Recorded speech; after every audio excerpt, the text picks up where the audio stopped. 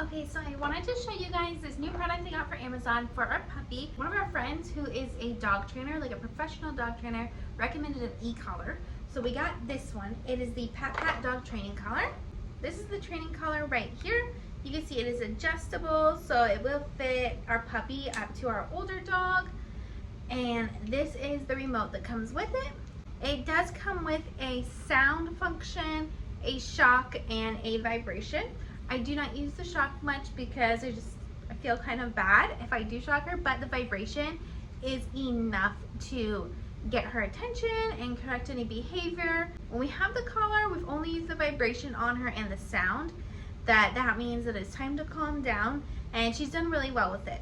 So you see the collar has a little clasp right there. It is fully adjustable, so you can adjust it out to a bigger size if you want, like that. And on the collar, this is like the battery pack where the shock or the vibration or the sound comes from. And then right here, it has these little knobs. So you can see the knob here is without the little covering. I have the wrong size on accident. And then the knob with the covering is there. I like to keep the cover on. It says to keep the covers on because if you do end up using the shock function, or even just not even using the shock function, just having it on like that, it can be very uncomfortable, and you don't want to accidentally, hurt them if you have it set too high, or if somebody gets a hold of the collar and they don't know.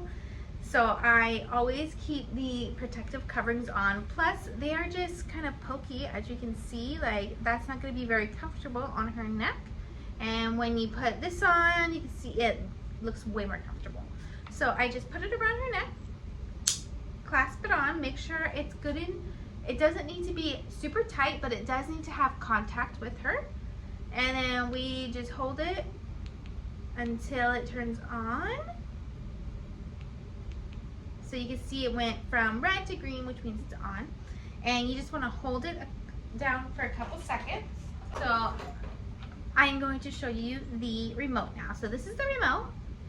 So it has the battery pack back here. What you're going to do is you can turn it on like that, and you can see that it says it has full battery. So this is the setting for the first dog. And this one down here with the shock, the little electric bolt, that's your shock setting. You can see when I turn the buttons on the side, it goes up. And now you can see that it has this warning here. That means that the shock is going to be pretty high. It's going to be pretty powerful. So you probably do not want to go into that warning zone. Like, I would never go into that warning zone. It goes on after 8. You can see 9. We actually tried it on ourselves beforehand. If I wouldn't do it to myself, why am I going to do it to her? So I tried it on 1, and it kind of feels like if you've ever had one of those prank things, where somebody shocks you when they're holding your hand. It kind of feels like that. The top number here is for the